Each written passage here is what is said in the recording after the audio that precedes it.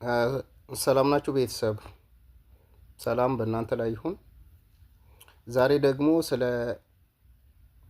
ታላቋ የወሎዋ ስልጣን ወይም የወሎዋ ንግስት ወርቅቱ ወዳጆ ይመር ቦሩ እናወራለን ማለት ነው። ብዙ ሰዎች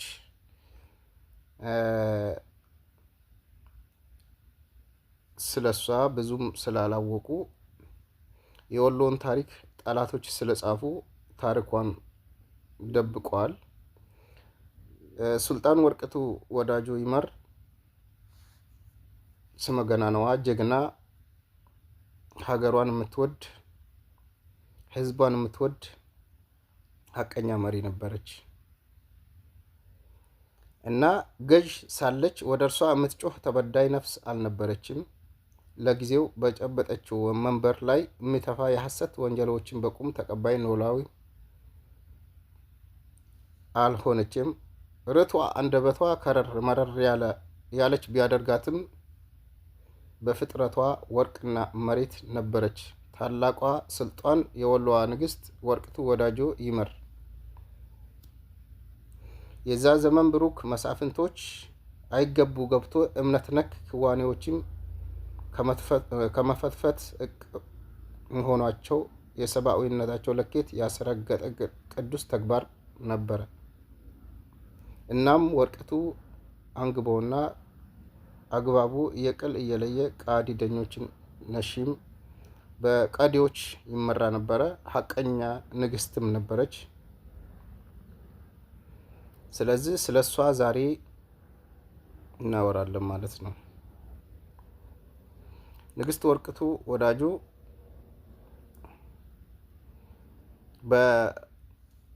በጌምድር አካባቢ አጼ ቴዎድሮስ ሸፍቶ የወሎ ገበሬዎችን ያስቸግር ነበረ። በመቅደላ አካባቢ አንዳንድ ጊዜ እየገቡ ገበሬውን ያስቸግር ነበር እና ንግስት ወርቅቱ አጼ ቴዎድሮስን የሸፈተበትን ሽንፈት ዋጋዋን የሰጠች የህዝብን እንባ የጠረገች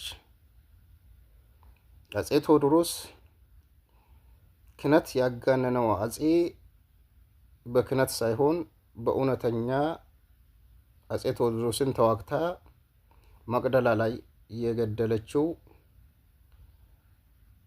ንግስት ወርቅቱ ወዳጆ ናት ማለት ነው። ያኔ ሼህ ሁሴን ጅብሪል የወረሂበነው የወሎ ሼህ ሁሴን ጅብሪል እንዲህ ብሎ ገጥሞ ነበረ። መቅደላ አፋፋ ላይ ጩኸት በረከተ፣ የሴቱን አናውቅም ወንድ አንድ ሰው ሞተ ብሎ ነበረ። ጦርነቱ በሴትና በወንድ ነበረ። ጎንደሬዎችና ወሎዬዎች የተጋጠሙበት መቅደላ ላይ ነበረ ጦርነቱ። በመቅደላ ጊዜ መቅደላ አፋፋ ላይ ጩኸት በረከተ ግጥሙ ይገባላ። የሴቱን አናውቅም ወንድ አንድ ሰው ሞተ። የሴቱን አናውቅም ወንዱ ግን ሞቷል። ያው አጼ ቴዎድሮስ በጊዜው ጉራውን ይነፋ በነበረበት ሰዓት ወርቅቱ ዋጋውን ሰጥተዋለች ማለት ነው። ያንን ለመደበቅ ለእንግሊዞች እጅ አልሰጥም ብሎ ባሩድ ጠጥቶ ሞተ። የማይሆን የውሸት ታሪክ ነው ማለት ነው። አጼ ቴዎድሮስ ግን ከሚገርማችሁ ታሪክ አጋነነው እንጂ አጼ ቴዎድሮስ ጫካ የገባበት ስልጣንን ፈልጎ ነው። ራሱ ጉግሳ ወሌ ነው ወደ ስልጣን ያመጣው። ራሱ ጉግሳ ወሌ የአንድ የበጌምድር የጎንደር ገዢ አድርጎ የሾመው የወሎ የወረሴ ገዢ የነበረው ራስ ጉግሳ ወሌ ነበረ ማለት ነው። ስለዚህ የራሳቸውን እንደ ጀግና ለሀገር የወደቀ አስደርጎ ይጽፉ ነበረ። የራሳቸው ጸሐፊ ስለነበራቸው ነው ያ ሁላ ታሪክ የገነነው። የነበሩት የክርስቲያናዊ ገዢዎች የራሳቸው ጸሐፊ ነበራቸው። የቤተ መንግስቱ ጸሐፊዎች የራሳቸው ነበረ። ለዛ ነው ታሪኩ እንትን የነሱ የገነነው የወሎዬው የተደበቀው ማለት ነው። በነገራችን ላይ አጼ ቴዎድሮስ በአንድ በኩል የወሎ የኛ አማችም ነበረ ማለት ነው። የወሎዮችም አማችም ነበረ። ያው በወሎዮች በወረሴዎች ገዥ ውስጥ አድጓል ማለት ነው። እድገቱም በነሱ ስን ነው። የተሾመውም በነሱ በወረሼህ በወሎ ነገስታቶች ነበረ። ያው እንትን የለም ምስጋና ስለሌላቸው ክህደት በእነሱ ውስጥ ከሃዲዎችም ስለነበሩ ወሎዮችን መካድን ስለጀመሩ ክህደታቸው ወሎየን ሲዋጉ ነበረ። ሁለተኛ ንግስት ወርቅቱ ወዳጆ በጣም ጀግናዋ የነበረችው ዳግማዊ ሰባ የሸዋ ጦርና የወሎ የወርቅቱ ሰባት ጦር ግጥሚያ የሚባል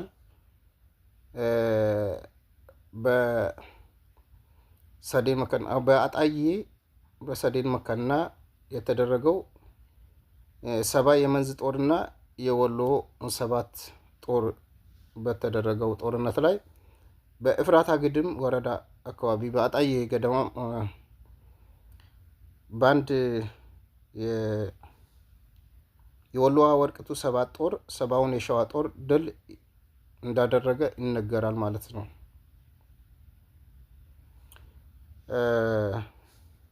ያም ጦርነት የተደረገው አጣዬ ከተማ ላይ ነው ማለት ነው።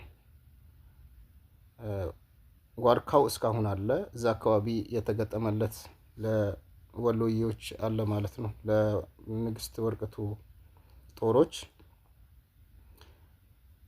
በመጨረሻም የአቶ በዛብህ ጦር ድል ተደርጎ ወደ መንዝ አፍቅራ ቆላ እንደሸሸና ድሉ የወርቅቱ ወዳጆ ሰባት የወታደሮች ከሆነ በኋላ የአካባቢው ሕዝብ የወርቅቱን አሸናፊነት የበዛብህን ተሸናፊነት በስነ ቃል እንዲህ ሲሉ ገልጸዋል ይላል ታሪኩ። ኧረ እናንተ ሰዎች ሆዳችሁ አይባባ ይዋጋ የለም ወይ ሰባት እና ሰባ እየተባለ ጊዜም ነበረ ማለት ነው። ኧረ እናንተ ሰዎች ሆዳችሁ አይባባ ይዋጋ የለም ወይ ሰባት እና ሰባ በማለት አዚመዋል። ይህ የቁርቁራ ዛፍ ያለበት ቦታ አሁኑ ታሪኩም ይዘከራል ማለት ነው። ሰባት እና ሰባ ተብሎ ይታወቃል። የወሎ ጦር ሰባትና የመንዝ ሰባ ጦሮች ገጥሞ የወርቅቱ ጦሮች ያሸነፉበት የሰዴን መካና አሁኑ ቁርቁራውና ኦዳው አለ ማለት ነው። እና ታሪኩ ያንን ይመስላል። በድጋሜ በሌላ እንገናኛለን።